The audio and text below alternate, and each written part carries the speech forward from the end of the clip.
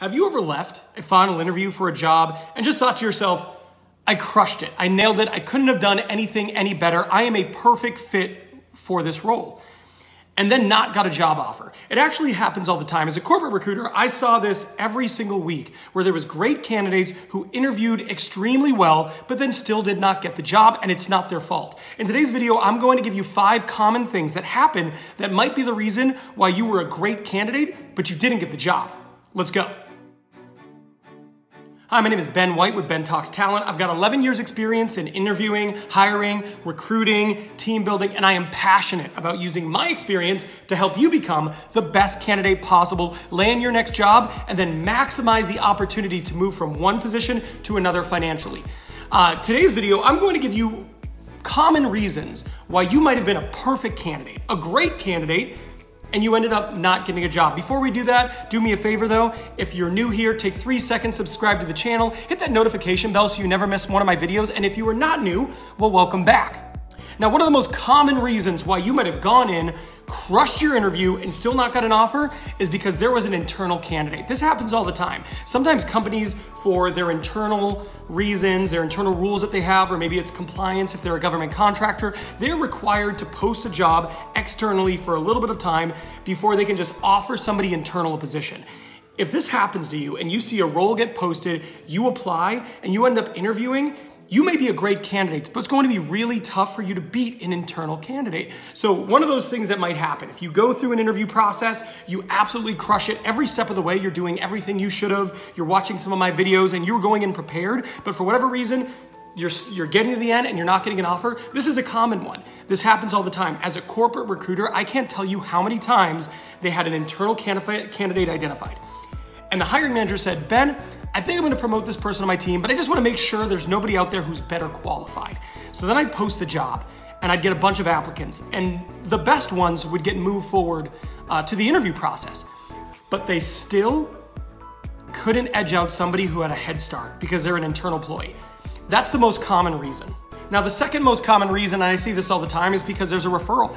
So imagine you have seen a role online, you apply to it, you get in the interview process, you start interviewing, you're doing really well, but one of the hiring manager's colleagues who has built a relationship says, you know what? I worked with Ben at another company. Ben is great. You gotta hire him. I told him you have a position on your team. He said he's gonna apply. What chance do you stand against that person? It is tough. I mean, if you come in and you absolutely crush your interview, you have everything that they're looking for, yeah, you could possibly edge that person out. But what's more likely, and what happens frequently, is you get in there, you do a great job, but they still end up going with a referral candidate. So when you're thinking about a role, if you get to the end, you nailed it, and you don't get an offer, and you're wondering why, what happened? Another common thing that happens all the time is you get narrowly beat out by a referral candidate. The other thing I want to talk about is, and this happens all the time, and people are always shocked, like, I can't believe I didn't get it. But I've been recruiting for 11 years, and if you have a really good position, like an exciting one, you're gonna get more than one ideal candidate. In fact, there's times where I've posted roles, or I've been recruiting on roles, and I have 4 or 5 people where I'm like, man, you genuinely could hire any of these people, and it's gonna be an absolute slam dunk. Sometimes that's what happens. Sometimes you crush your interview, but you end up getting a bronze medal. You're the 2nd place candidate, and that is frustrating. Because if that person didn't apply, if they decided to stay where they're currently at, if they didn't enter the interview process, you probably would have gotten that job. But that is another common reason why you can come in, do everything right, and still not end up with an offer.